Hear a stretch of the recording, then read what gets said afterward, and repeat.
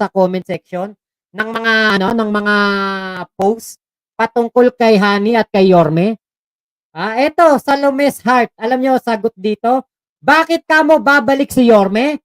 Kasi pinabayaan mo ho, Mayora.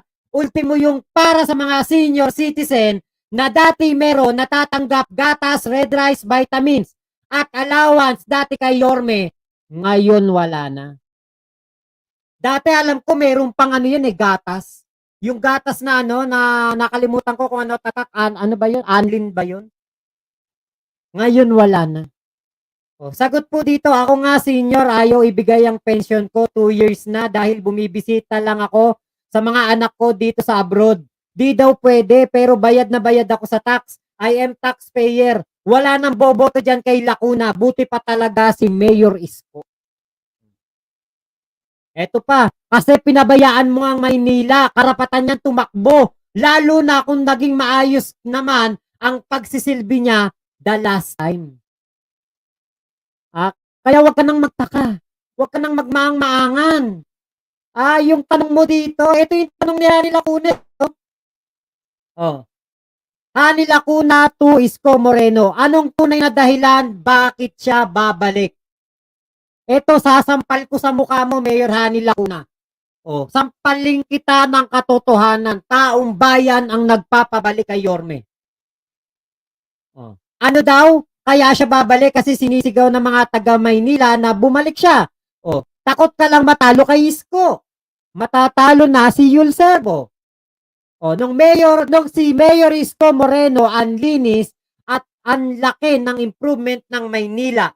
Pero nung umalis siya at itong Lacuna ang pumalit, naging dugyot ulit ang buong Maynila.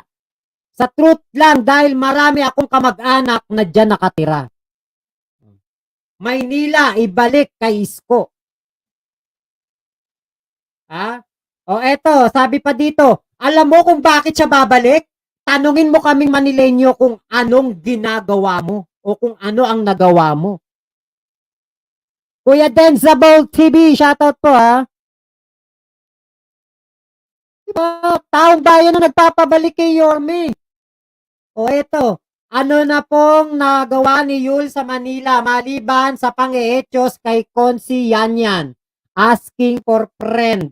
Ayan Sure winner kasi si Isko. Sabi pa dito, ay tatakbo siya ulit bilang alkalde ng Maynila kasi iniwan niya na maayos ang Maynila ngayon parang binaboy na ulit. Dapat siyang bumalik kasi mukhang madumi na naman ang Maynila.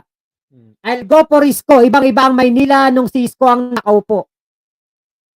Bye po, Mayora. Bye po, guys. Bye-bye.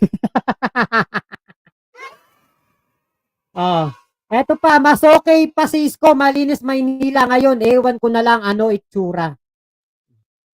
Dahilan ni Isko para maibalik muli sa maayos ang Manila. Isang terminong pagpapahinga at 3 taong pagpapadugyot na naman ang dinanas ng Maynila.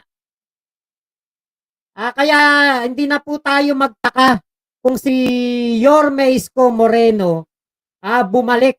Yan ang sagot sa tanong mo, Mayor Hani Lacuna. Anong tunay na dahilan bakit siya babalik? Yan ang dahilan. Binaboy nyo Maynila. Bukod sa lahat ng kamag-anak mo, ang pinuwesto mo sa mga key offices ng City Hall. Wala kayong ginawa kundi puro kabulastugan siguro. Pakuya-kuya-kuy lang kayo dyan sa loob ng inyong opisina. If you said you felt betrayed, then that's your reaction sa plano niyang pagtakbo. Anyway, it's his freedom to run at tama ka rin naman na sinabi mong you wish him well.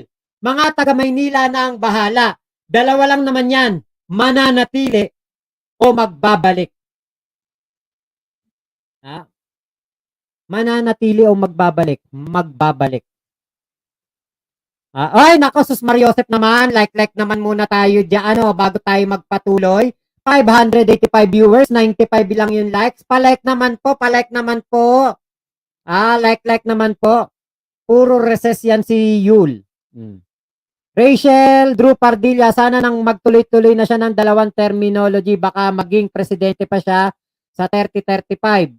Kay Rodelio Los Santos, tapos ginawang 1.5 per month ng permit ng truck, walang awa si Lacuna, nagpayaman lang. Kuya Victor Inocentes, nag-overnight po kami bandang US Embassy, dumilim at pumanghi ulit. Naku po, Sus Mariosep. Susi Rhea, shoutout ha. Lolita Manila Robelo, nagbakasyon ako ng May until June sa Pinas. Nagulat ako sa dumi ng Manila, nakakalungkot ang nangyari, hindi inayos ni Lacuna. I don't know what she did. Isko has to come back. Diba? Rodelio Los Santos, pa-shoutout naman po. Arman Los Santos. Oh, ayan, si Yul kahapon matigas ang ngiti habang sumisigaw mag-isa si ate. Ang liit ng palakpak niya, mukhang alam niya na sila sa Mayo. Kay Ann Angel Perez, panahon ng pandemic, si Mayor Isko pumupunta sa mga barangay para alamin mga pangangailangan ng mga tao. Kahit hating gabi, naglilibot si Yorme, kailangan makabalik po Yorme para maisaayos muli ang Maynila. Eh si Hani Lacuna, sumipag lang nung malapit na eleksyon. RJDF, shoutout po ha. Enalyn Salabi, Islamic Cemetery. Yes po. Ha? Kuya Denzabol, shoutout ha. Ernalyn Salabi, yes to Yorme Isko.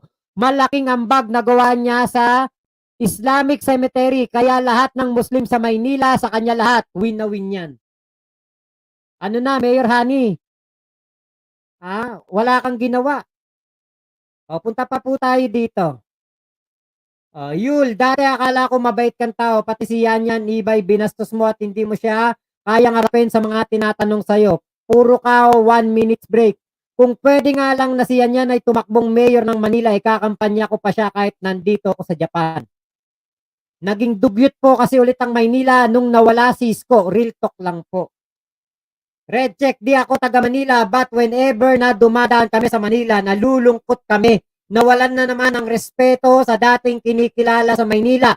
Dapat lang bumalik ang nagpaganda sa Manila. Go, go, go, Yorme. Paskay Yul, Serbo, hayop na to. Peli Baroga Lejano, kung kayo may karapatang tumakbo, mas lalo si Yorme na talagang nagsilbi sa mga Manilenyos. Hindi mo ba talaga alam why siya babalik? It's very obvious. We don't have a mayor in Manila after he left. Taong bayan nagsasalita dito. Mayor Hani, ano ka? Manhead, binge, bobo. Mr. Alfred D.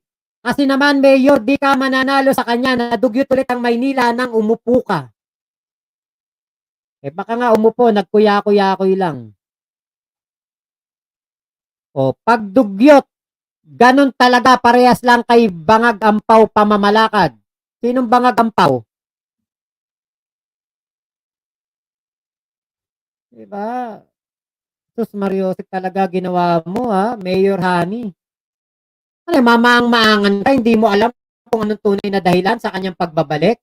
Dahil ginawa mong dugyot na naman ng Maynila, bumalik na naman si Eddie